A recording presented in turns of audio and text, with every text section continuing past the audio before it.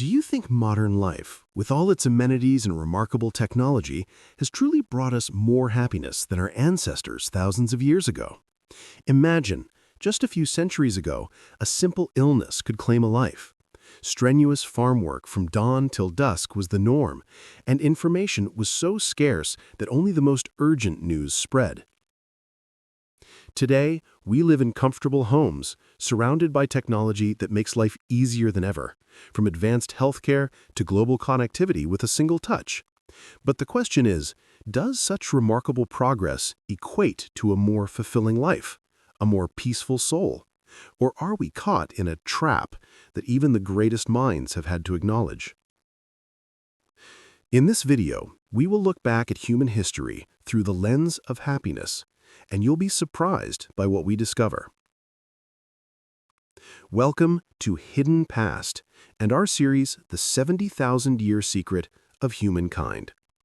Don't forget to subscribe to the channel to not miss other videos exploring human mysteries. If you find this video interesting and helpful, please like and share to support us.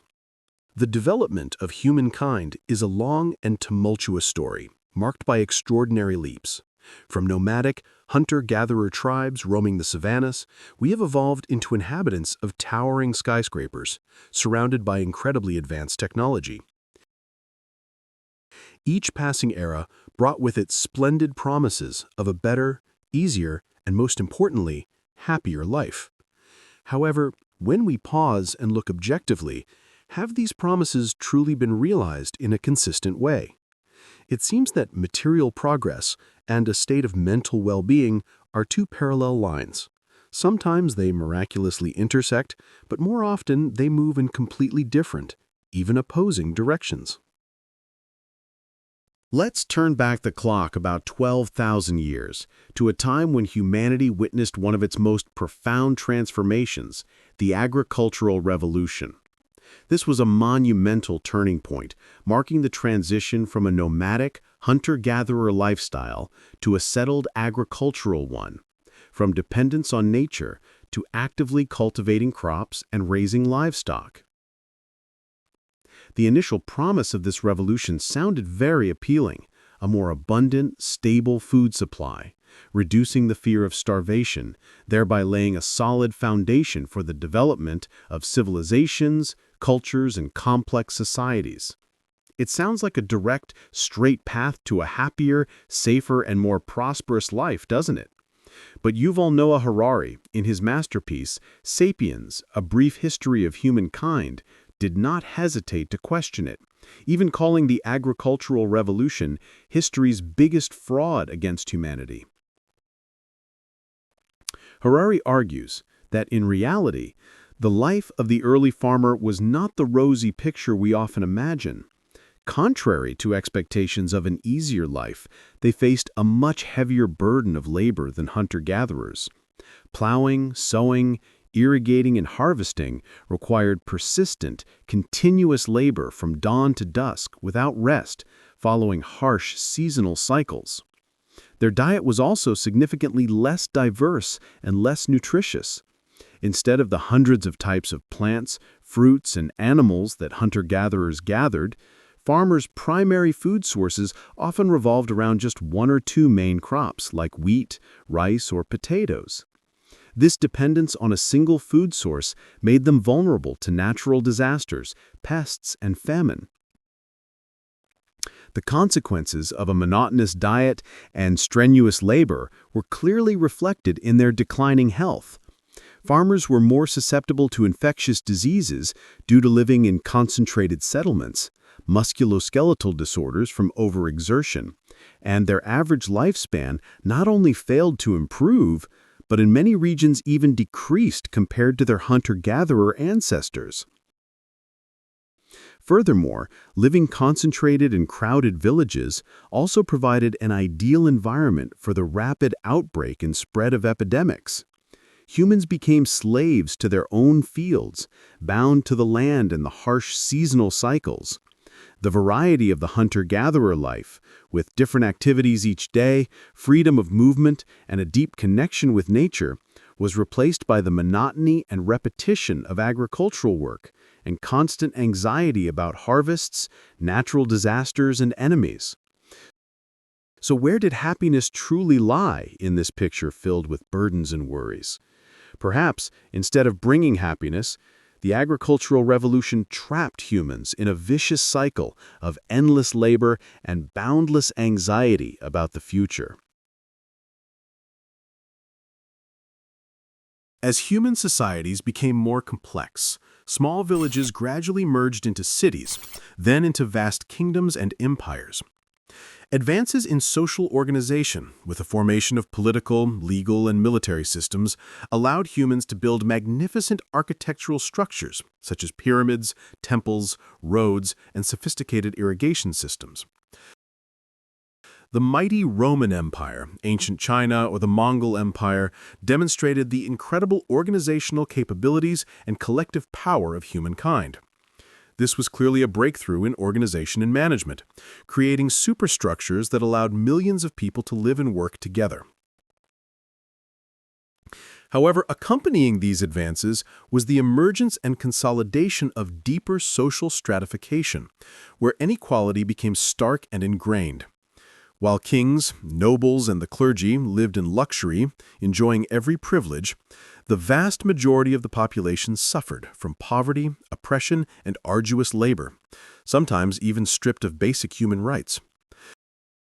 The legal system, ostensibly designed to maintain order and justice, in reality often served the interests of the ruling class rather than protecting the rights of all. Countless imperial wars to expand territory and power claimed millions of lives, causing horrific devastation, immense suffering, and mass displacement. For ordinary people, slaves, exploited farmers, would they have been happier living under a powerful but violent, unjust, and unfree empire compared to the simpler but perhaps freer life of their hunter-gatherer ancestors? It is very difficult to give a positive affirmation. The history of empires is sometimes a story of greatness built on the bones and suffering of many. Following these eras of agriculture and empire, humanity entered an even more profound transformation, the era of the scientific and industrial revolutions. This was a period where human intellect exploded, unraveling the deep mysteries of nature, thereby opening the door to unprecedented inventions and technological innovations. Modern medicine pushed back countless diseases that were once death sentences, increasing lifespans and reducing physical pain. Industrialization created a vast array of products and services that made life much more convenient, from cars, airplanes, telephones, computers, to the internet, all extraordinary achievements of intellect and technological progress. The promise this time was of an abundant world, where humans would be liberated from the burden of manual labor, free to pursue their passions, and live a prosperous, leisurely life with more choices than ever before. However, once again, we are confronted with a reality far more complex and multifaceted than expected. Although modern medicine has helped us live longer and healthier physically, we are now facing new diseases of the era, primarily related to mental health and lifestyle. Chronic stress, depression, anxiety, sleep disorders, and cardiovascular diseases, obesity due to sedentary lifestyles. Life in industrialized and modernized cities has severed humanity's deep connection with nature, replacing green spaces and fresh air with colossal concrete blocks, constant urban noise, and air and light pollution. People have had to adapt to a fast-paced, stressful, and fiercely competitive rhythm of life. The explosion of consumerism is also a direct consequence of the industrial and scientific revolutions. We are strongly persuaded that true happiness lies in possessing more, consuming more, and constantly updating to the latest things. Advertisements inundate every corner of life, continuously creating new needs, pushing us to work more, earn more, to buy more. The latest model phone, a luxurious car, a bigger house, extravagant vacations, all become symbols of success and are associated with bringing happiness. But as we often see, the joy and satisfaction from owning a new item usually last only a very short time before we continue to search for something else, a better, newer version. This is the concept of the hedonic treadmill. Once we achieve a goal or possess something we believe will bring happiness, our happiness level quickly returns to its baseline, and we then set a higher, bigger goal. This vicious cycle is a major challenge in the pursuit of sustainable happiness. In today's information and social media age, technological progress has reached new heights, bringing unprecedented conveniences. We can connect with anyone in the world in an instant, access a vast treasure trove of knowledge, and share every moment of our lives. Convenient as it is, are we truly happier? One of the biggest paradoxes of this connected era is that we can feel lonelier than ever despite being surrounded by hundreds, even thousands of virtual friends on social media. Constant exposure to images of others' perfect, sparkling, flawless lives on social media platforms has created immense pressure, leading us to constantly compare ourselves to others and frequently feel inferior, inadequate. The pressure to continuously optimize every aspect of life, from work, physique, relationships, to personal experiences, to achieve an ideal happiness has become a heavy psychological burden. Chasing these unrealistic standards makes us constantly feel deprived, not good enough, and thus unhappy. Instead of enjoying the present moment, we spend too much time worrying about the future, regretting the past, or trying to present a perfect, non-existent version of ourselves in virtual space, losing our authenticity and inner freedom. The increase in mental health issues such as depression and anxiety among young people may be clear evidence of the consequences of progress not accompanied by the development of emotional intelligence and coping skills. Perhaps the core issue lies in how we define and pursue happiness. Is happiness instantaneous joy, exhilarating emotions, or is it a state of inner peace, deep contentment, and the ability to accept life with all its ups and downs? Ancient philosophers like Epicurus, who believed happiness was the absence of pain and anxiety, or Buddhist schools with philosophies of impermanence, non-attachment, and finding liberation from suffering, have long pointed out that happiness is not about blindly pursuing external pleasures or achievements, but about finding tranquility, satisfaction, and meaning from within each person. From the biological perspective mentioned by Yuval Noah Harari in Sapiens, Harari often states that our biological system is not designed to maintain a continuous state of happiness. We experience pleasant feelings when we achieve a goal, such as eating a full meal after hunger, finding a mate, achieving career success. But these feelings are temporary, a dopamine hit or chemical reward that the body produces to encourage us to continue surviving, reproducing, and developing. When that feeling passes, our happiness level quickly returns to its baseline, also known as the happiness set point, and we seek new goals. This explains why no matter how much success we achieve, how much wealth we accumulate, or how many conveniences we enjoy, we cannot find a state of perpetual happiness. Progress has provided us with more dopamine hits, more ways to stimulate immediate satisfaction, but at the same time, it has also increased expectations and made us harder to satisfy, more prone to feeling empty when those stimuli are gone. We often get caught in the illusion that happiness is a destination, a final achievement that can be reached. When I have enough money, I will be happy. Or when I get married, I will be happy. Or when I have an ideal job, I will be happy. But when we achieve those goals, we often realize that happiness is not there. It is not a fixed destination, but a continuous journey, a state of mind that requires practice, nurturing, and most importantly, acceptance of the present.